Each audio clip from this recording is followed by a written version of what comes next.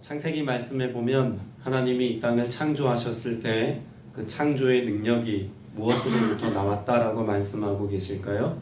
하나님의 말씀입니다. 하나님께서 그 말씀하신 그 모든 것이 되어지니라의 역사로 드러난 것이 창조 기사의 핵심이죠. 그만큼 하나님은 하나님의 말씀하시는 언약의 내용을 포함한 그 모든 하나님의 말씀을 우리가 잘 지켜 준행할 이유를 창세기에서부터 말씀하고 계십니다. 그러면 성경은 비단 하나님이 우리에게 말씀하시는 것에 대해서만 강조하시고 중요하게 여기실까요? 네, 그렇지 않습니다. 하나님은 하나님께서 우리에게 들려주시는 말씀을 잘 간직하고 마음에 새기고 살아가는 것만큼이나 내가 하나님께 고백하고 하나님께 간구하고 하나님께 서원한 것, 그 모든 것들을 잘 지켜 준행하는 삶에 관해서도 하나님은 중요하게 말씀하십니다. 비단 하나님과의 관계 안에서만이 아니라 사람과 사람 사이의 관계 안에서도 언어가 갖고 있는 힘이 있습니다. 창세기에서 하나님이 말씀으로 천지를 창조하셨던 것처럼 우리는 언어 생활을 통해서 끊임없이 창조의 역사를 이어가고 있다고 해도 과언이 아닐 만큼 그만큼 인간의 말과 언어 생활은 중요하다는 것입니다. 그런데 시대가 지나고 세상이 거칠어지면서 또 다양한 많은 우리의 삶의 가치들이 많아지기 시작하면서 인간의 언어, 인간의 말이 갖고 있는 힘을 무시하거나 가볍게 여기는 경솔히 대하는 태도가 적지 않게 만연되었다고 해도 과언이 아닙니다. 때문에 오늘을 사는 우리 그리스도인들만큼은 우리의 말과 또 우리의 언어 생활에 있어서 특별히 하나님과의 관계 안에서 언어를 어떻게 선택하고 또 그것을 삶으로 실천해 갈 건가, 이것에 대한 바른 신앙의 태도를 가지고 살아가는 것을 중요하게 여기고 가치 있게 여겨야 할 줄로 믿습니다. 민수기 28장 29장에서는 가나안을 목전에 두고 있는 이스라엘 백성들이 이제 가나안 땅에 들어가서 땅을 차지하고 살아갈 때 무엇보다 그들의 삶의 중심에 예배가 있어야 한다는 것을 강조해 말씀하셨죠. 그리고 예배를 드리는 그들의 삶에 그 시시때때로 또 모든 날들에 또 모든 그런 일련의 삶 속에 하나님을 예배하는 삶을 살아가는 예배자가 되어야 한다는 중요성을 말씀하셨습니다.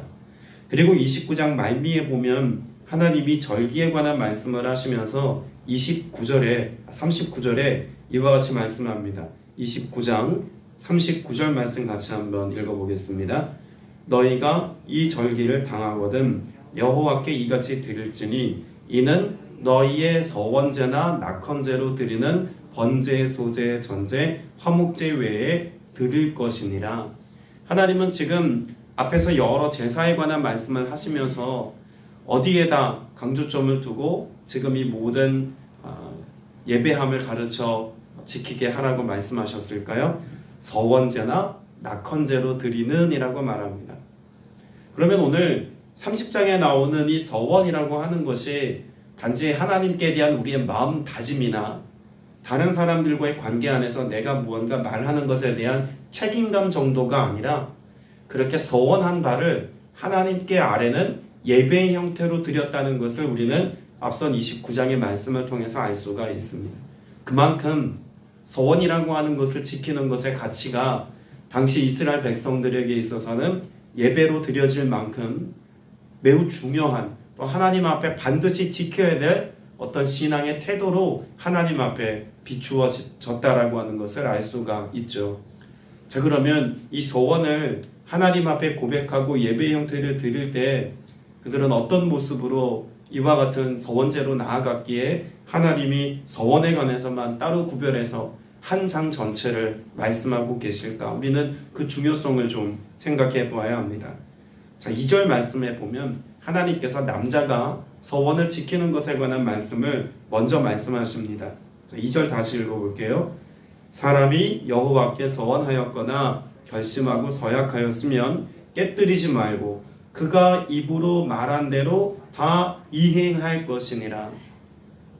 여기 보면 서원이 나오고 서약이 나옵니다. 맥락으로 보면 같은 것이지만 굳이 구분을 하자면 서원이라고 하는 것은 하나님 내게 이와 같이 행하실 때 내가 이처럼 하나님 앞에 약속을 지키며 행하겠습니다 라고 하는 긍정적인 형태의 내용을 담고 있을 때 그건 서원이라고 합니다. 반대로 서약의 경우는 어떤 내용들을 지칭하냐면 하나님 내가 이렇게 은혜 베푸시면 내가 이와 같은 일들은 하지 않겠습니다 라고 하는 내용을 다룰 때 서약이라고 보통 표현을 합니다. 물론 그것이 꼭 동일하게 쓰여지기만 하는 것은 아닙니다. 각기 다른 형태로 이렇게 서로 상호 보완해서 쓰여지긴 합니다만 일반적으로 서원과 서약을 그렇게 이해하시면 전체 말씀을 이해하는데 크게 무리가 없으리라고 봅니다. 자, 중요한 것은 그렇게 서원한 것을 혹은 서약한 것을 깨뜨리지 않기 위해서 하는 것을 뭐라고 말하고 있습니까? 입으로 말한 대로 행할 것이니라.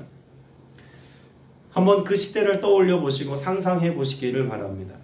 무언가 서로 약속할 때 그들이 주고받을 수 있는 것이 있었을까요? 지금처럼 필기구나 혹은 종이나 이런 서로가 서로 간의 약속을 이행하기 위해서 뭔가 주고받는 어떤 문서의 형태나 다양한 형태의 어떤 약속을 이행할 만한 증빙 자료를 갖는 것이 어려운 시대였습니다. 그렇다고 해서 지금처럼 핸드폰이 있어서 녹화를 하거나 CCTV가 있어서 뭔가 상황을 보고 그것을 현장 증거로 남길 만한 증빙 자료가 된 영상들도 없습니다. 뭘 가지고 서로를 신뢰하는 사회였을까요? 말입니다. 인간의 말이 그 어떤 것보다 무게감 있게 다루어졌던 때가 고대 사회예요. 특별히 그렇게 말에 대해서 서로가 서로를 신뢰할 수 있는 그런 관계, 인간관계를 맺고 살았음도 우리는 짐작해 볼 수가 있겠죠. 자, 그런데 인간이라고 하는 본성 자체가 선하지 못하기에 끊임없이 인간은 악한 말도 하고 심지어 거짓말도 합니다. 그래서 그들의 말에 어떤 신빙성을 더하기 위해서 자신들이 무언가 말한 것에 대한 책임으로 어떤 고백을 하냐면 하나님의 이름으로 그 모든 것을 약속합니다. 하나님의 이름으로 약속한다는 것. 여러분 이것을 곰곰이 묵상해보고 생각해보면은요, 내가 무언가 말을 했는데 이 말을 책임지지 못했을 때 하나님이 이것에 대하여 책임을 질 수 있도록 개입하시겠다는 믿음과 확신이 없으면 여러분 이런 말의 무게감을 가지고 서로 약속한다는 것은 애초에 어려운 일입니다. 자, 그만큼 지금 이스라엘 백성들이 서원에 대해서 서원제를 드리고 우리의 말에 대한 책임감을 서로 그렇게 깊이 있게 지고자 하는 데는 그냥 언어 생활에 대한 문제이기만 한 것이 아니라 그 기반에 무엇이 깔려 있을 때 가능한 일입니까? 하나님에 대한 믿음입니다. 어떤 믿음이요? 우리의 삶에 개입하시고 우리의 말에도 우리의 작은 언어 행동에도 하나님께서는 우리를 주목하여 보고 계시다라고 하는 믿음과 확신이 없으면 서원제는 아무 의미가 없는 겁니다. 그러니까 적어도 30장에 그 서원제를 드리고 있는 사람들 마음의 중심에는 그 말과 행위에 대하여 하나님이 개입하시고 간섭하시고 역사하신다는 믿음에 기초한 그런 약속이었다는 것을 알 수가 있겠죠. 때문에 그들은 말을 가볍게 할 수가 없었습니다. 애초에 이 서원에 관한 내용들을 우리가 생각을 해보면 서원이 제일 먼저 등장했던 내용은 어디일까요? 야곱이 하나님 앞에 서원한 내용이 창세기 28장에 기록되어 있죠. 그래서 창세기 28장 20절 이하 말씀해 보면 야곱이 나로 하여금 다시 이곳에 무사히 돌아오게 했을 때 하나님이 나의 하나님 되실 겁니다 라고 하는 서원의 내용들을 쭉 나열합니다. 20절, 21절에 기록하고 있죠. 그런 하나님의 언약에 대한 내용들을 그가 잘 기억하고 또한 내가 하나님의 말씀대로 잘 준행했을 때 그래서 하나님이 나를 복되게 하시면 나 역시 하나님께 대하여서 그 약속한 바를 성실히 준행하며 살겠습니다 라고 예배하고 기도하는 것이죠. 여러분 우리가 신앙생활을 할 때 하나님께서 우리에게 행하여 주시는 은혜에 대한 갈망은 큽니다. 특별히 그런 은혜는 언제 더 갈망하게 될까요? 서원의 고백을 고백할 만큼 하나님 앞에 우리가 기도함으로 무언가 하나님 사이에 나와 하나님 사이에 깊은 약속을 한다는 것은 어느 때 우리의 삶에 더 그런 고백을 가지고 나아갈까요? 간절함이 있을 때 아닙니까? 혹은 절박할 때죠. 하나님 이런 상황에서 나를 좀 건져주세요. 그러면 내가 적어도 이만큼은 하겠습니다. 하나님 지금 나 좀 도와주세요. 그러면 하나님이 그 도움 되시는 하나님 앞에 내가 이렇게 살겠습니다 라고 하나님 앞에 우리의 삶의 고백을 가지고 나아갑니다. 간절한 거예요. 그러면 이스라엘 백성들이 서원제로 나아갔다라고 하는 것 안에도 결국 우리는 무엇을 짐작해 볼 수 있을까요? 그들의 간절함이죠.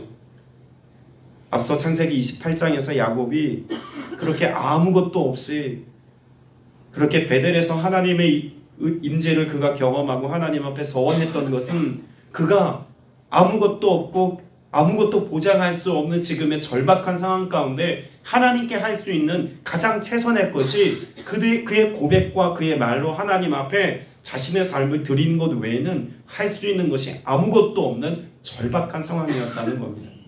지금 이스라엘 백성들도 마찬가지입니다. 하나님께서 그 택한 백성들을 가나안 땅에 40년 만에 들어가게 하시겠다고 하나님이 확증하셨죠.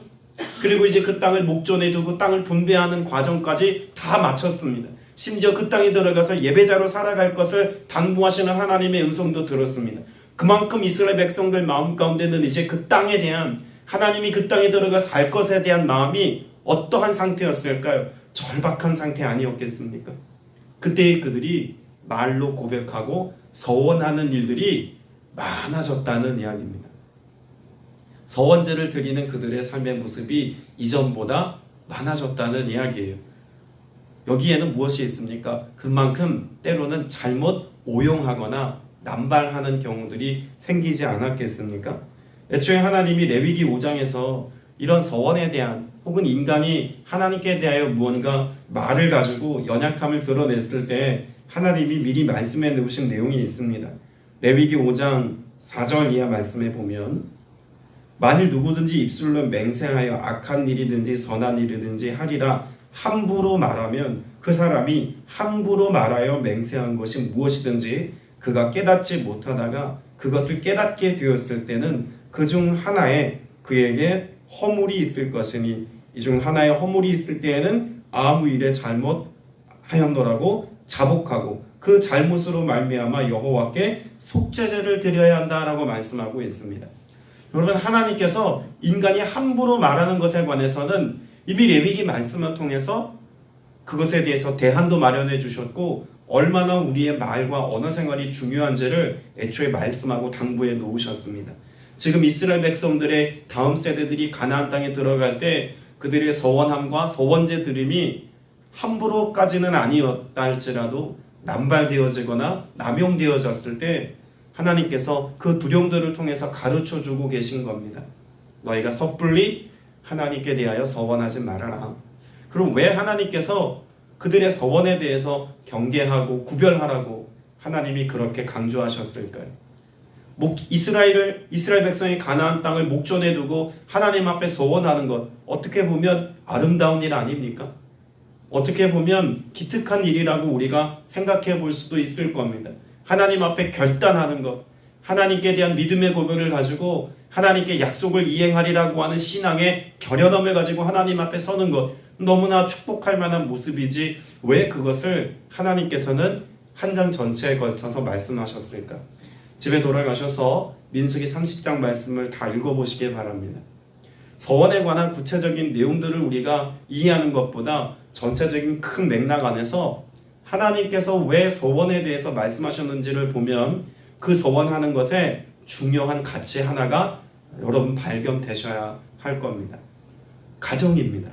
지금 이 서원함에 관한 모든 내용들을 보면 여기 2절에서는 사람이라고 되어져 있습니다만 여기 사람은 남자를 지칭합니다.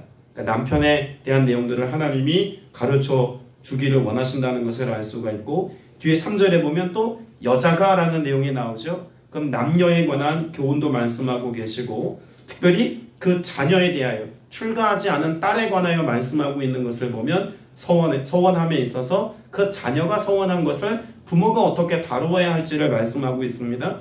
6절에도 보면 또 남편에 관하여서 또 9절 이하에 보면 이혼당한 여자에 관하여서 계속해서 그 내용이 다 무엇과 연관되어져 있냐면 가정과 연관되어져 있습니다. 자, 그러면 서원제를 드리는 것으로 인하여서 무엇이 위협받는 것을 하나님이 막고 계신 겁니까?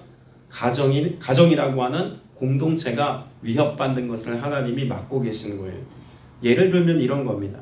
지금 말씀해 보면 결혼하지 않은 딸에 대한 서원을 말씀하시면서 우리가 읽은 본문에 아무리 딸이 서원했다 할지라도 그것을 누가 동의해야 합니까?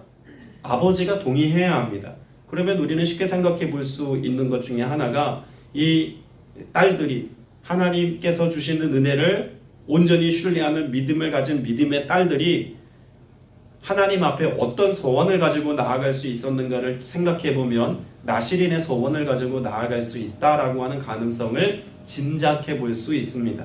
여러분, 나실인 서원이라고 하는 내용보다 우리가 더 중요하게 다룰 것은요, 나실인 서원을 하게 되면 남자든 여자든 다 무엇할 수 없습니까?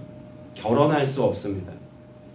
그렇기 때문에 만일 그 딸들이 내가 하나님의 은혜가 너무나 커서 나는 레위인들처럼 결혼하지 않고 하나님을 섬기는 삶을 살겠습니다라고 모두가 서원을 남발해버리면 어떤 문제가 생길까요?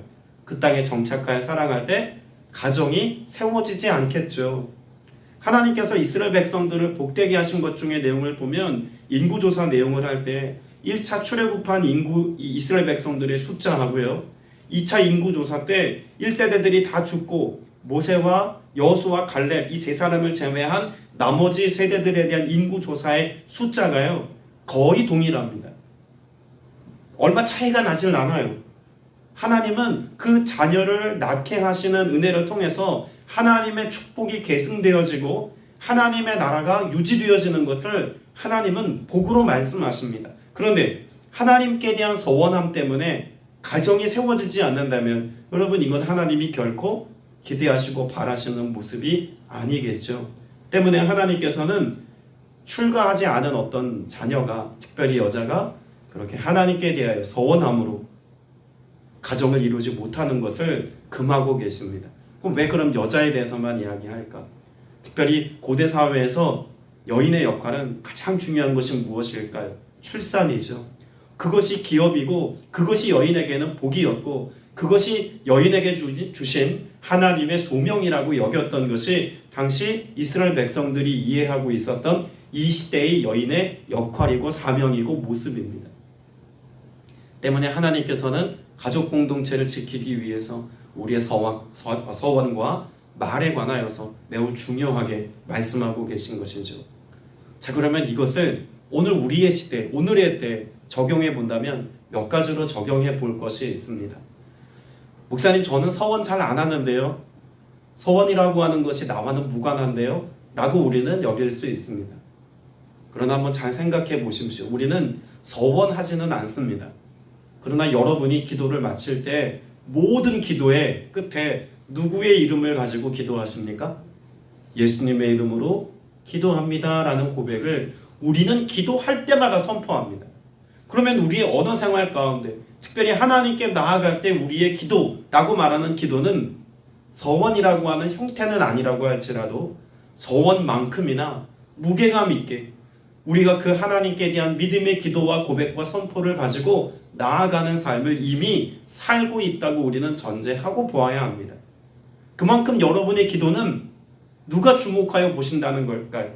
앞서 서원이라고 하는 것을 설명드릴 때 서원의 전제는 서원하는 자가 하나님께 대한 무엇을 전제로 하는 것입니까? 내가 말하는 것을 하나님이 듣고 개입하실 것이라고 하는 믿음이 기반되고 전제된다는 것을 말씀드렸죠. 그러면 오늘 우리가 기도할 때에도 우리의 기도의 중심에는 무엇이 있는 겁니까? 하나님이 내 기도를 들으신다는 것과 하나님이 내 기도의 응답으로 내가 원하지 않든 하나님께서 기뻐하시는 그 기도의 내용을 따라서 하나님이 간구하는 자의 그 선포에 합당하게 하나님이 응답해 주시고 역사하신다는 것을 우리는 전제하여 기도합니다. 그럼 우리의 기도가 결코 가볍지 않겠죠. 서원의 무게감만큼이나 우리는 매번 드리는 우리의 기도 생활에 있어서 그 영적 무게감을 가지고 하나님 앞에 기도해야 된다라고도 볼 수 있는 것입니다. 두 번째, 우리는 기도라고 하는 것과 관련한 것을 우리가 생각했습니다만 또 다른 영역에서 생각해 보면 우리는 공동체 안에서 어떤 언어 생활을 하고 있는지를 주목해 보아야 합니다. 특별히 가정 안에서 여러분의 언어 생활이 어떠하십니까? 서원이라고 하는 기도의 형태나 서원제라고 하는 예배의 형태가 아닐지라도 이 시대는 하나님께서 우리의 삶을, 그 삶을 예배로 받으신다라고 하는 관점을 가지고 신앙생활을 합니다. 그러면 굳이 처음부터 우리가 주기도문하고 또 사도신경하고 이런 여러 가지 절차들을 가지고 어떤 하나의 카테고리를 만들어 놓고 예배를 드렸다 안 드렸다를 논하기 이전에 우리가 공동체 안에서 두세 사람이 함께 주님의 이름으로 연합하여 살아가는 공동체 안에서 살아감 자체가 예배라고 전제한다면 여러분이 내뱉는 그 모든 말들에 있어서의 그 내용들은 결코 가볍게 여길 수 없다는 것입니다. 애초에 민수기 말씀을 통해서 하나님께서는 우리의 말을 얼만큼 중요하게 다루셨는지를 말씀하고 있습니다. 민수기 14장 말씀, 우리가 이전에 보았던 내용인데 다시 한번 보겠습니다. 민수기 14장 27절 28절 말씀 같이 보겠습니다. 민수기 14장 27절 28절 시작. 나를 원망하는 이 악한 회중에게 내가 어느 때까지 참으랴. 이스라엘 자손이 나를 향하여 원망하는 바 그 원망하는 말을 내가 들었노라. 그들에게 이르기를 여호와의 말씀에 내 삶을 두고 맹세하노라. 너희 말이 내 귀에 들린 대로 내가 너희에게 행하리니라고 말씀합니다. 여러분, 여기 어떤 기도의 형태를 하나님이 지금 말씀하고 계신 게 아닙니다. 일반적인 언어 생활을 말씀하고 있는 거죠. 하나님께서 그 원망하는 나의 말, 내 언어 생활의 형태를 하나님께서는 뭐 하신다고요? 들었노라고 말씀합니다.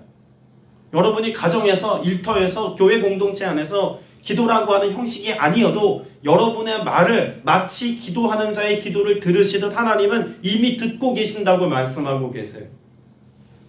그렇게 들으실 뿐만 아니라 뭐라고 말씀합니까? 너희 말이 내 귀에 들린 대로 내가 너희에게 행할 것이라고 말씀합니다. 그러면 여러분 좀 과장해서 우리가 표현하자면 신앙인이 고백하는 모든 말은 다 기도에 준한다고 보아도 크게 무리가 없지 않겠습니까? 적어도 이 말씀에 비추어 보자면 그걸 다 기도라고 정의 내릴 수는 없지만 그러나 우리의 말과 우리의 중심에서부터 마음에서부터 나오는 그 모든 언어 행위 이것을 하나님께서 중요하게 다루고 계신다라고 하는 것만큼은 부정할 수 없는 내용입니다. 여러분, 인간의 뇌도 그렇다고 그러죠? 인간의 뇌가 주어를 인식 못한대요. 무슨 말일까요? 내가 나에 대해서 하는 말, 나는 어떤 사람입니다 라고 선포하고 막 이렇게 말하는 것만큼이나 내가 다른 사람에게 하는 말도, 다른 사람이 주어가 되어서 하는 말도 다 나에게 하는 말로 들린다는 겁니다. 예를 들면 이런 거죠. 너 왜 이렇게 멍청해? 라고 하는 말에 너는 얘 뇌가 인식을 못한대요. 주어를. 멍청해만 이해한다는 거예요. 그러니까 멍청해라는 말이 누구의 뇌리에 박힌다는 겁니까? 내 뇌리에 박힌다는 거예요. 결국은 다른 사람을 축복하는 말을 한다면 반대로 야, 너 이렇게 아름답니? 라고 하는 말을 이야기한다면 너를 인식하는 게 아니라 아름답다를 인식하는 거예요. 그럼 그 말은 누구에게로 돌아옵니까? 내게로 돌아온다는 거예요. 과학적으로 다 맞는 이야기인지 모르겠습니다만 인지과학에서는 그렇게 이야기한다고 해요. 그만큼 말이라고 하는 것에 결국은 누가 영향을 받는다는 겁니까? 내가 영향을 받는다는 것이 몸으로 증명된다는 것 아닙니까? 근데 그걸 하나님이 알고 계시는 거예요. 그래서 출애굽기에도 레위기에도 민수기에도 하나님과의 관계뿐만 아니라 나와 너와의 관계 안에서도 그리스도인들이 얼만큼 언어 생활에 있어서 그것을 잘 지켜야 하고 순중하게 말해야 하는지를 하나님이 강조하여 가르쳐 주고 계신 것입니다. 오늘 여러분의 언어 생활을 포함하여서 하나님께 드려지는 여러분의 모든 기도의 내용이 과연 온전한 것인지, 하나님의 말씀에 준하는 것인지, 또 그것이 우리의 삶으로 실천 가능한 선포와 고백인지 여러분의 말과 기도와 신앙생활의 전반에 있어서의 내용을 잘 점검해 볼 수 있는 오늘 이 하루가 되시기를 축복합니다. 여러분, 그 서원한 것 반드시 지켜낸 성경이 예도 있지 않습니까? 한나가 아이가 없을 때 하나님 앞에 서원하여 기도했고 그것을 하나님 앞에 신실하게 실천하기까지 그 어린 사무엘을 성전에 위탁하여서 하나님의 자녀로 드린 장면의 말씀이 있습니다. 그 서원한 것을 실천하는 모습이 한나의 서원 기도죠. 서원 기도 혹은 우리의 기도, 나아가 우리의 언어, 여러분이 모든 것에는 무엇이 따라야 한다는 걸까요? 행동과 책임이 따라야 한다는 것입니다. 오늘 책임 있는 언어, 책임감 있는 믿음의 기도, 이것이 여러분 안에 선포되어서 하나님의 개입하심과 선명한 역사를, 풍성한 은혜를 누리는 복된 날 되시기를 주님의 이름으로 축복합니다. 기도드리겠습니다. 은혜가 풍성하신 아버지 하나님, 우리의 모든 말과 우리의 모든 시선과 우리의 표정 하나하나까지 그 모든 언어화된 모든 것을 하나님께서 보고 계시며 듣고 계시며 알고 계심을 말씀을 통해서 다시 한번 확인했습니다. 주님, 우리의 살아가는 모든 일상 속에서 우리가 말로 혹은 표정으로 내뱉는 모든 것들이 다 하나님의 영광을 드러내는 것 되어지기까지 주님, 우리의 마음을 지킬 수 있도록 은혜 베풀어 주시옵시며 여호와의 선하심과 인자하심이, 그 자비와 한량없는 하나님의 은혜가 나의 삶을 통해서 흘러가며 영향력을 끼치며 살아갈 수 있도록 은혜 베풀어 주시옵소서. 하나님께 대한 우리의 믿음의 고백과 신앙의 선포와 또한 우리의 간구와 기도에 이르기까지 그 모든 말하는 것들 하나하나가 하나님께서 받으실 만한 것들이 되어지기를 간절히 소망하오니, 하나님, 온전히 우리의 욕심껏 말을 내뱉는 것이 아니라 하나님께서 기뻐하시는 기도와 간구로 나아갈 수 있는 중심 있는 예배자들 다 될 수 있도록 은혜 베풀어 주시옵소서. 주님께서 오늘도 우리의 삶에 개입하시고 은혜 베푸시고 역사하시기까지 함께 하실 것을 믿사오며 예수 그리스도 이름으로 간절히 기도드렸사옵나이다. 아멘.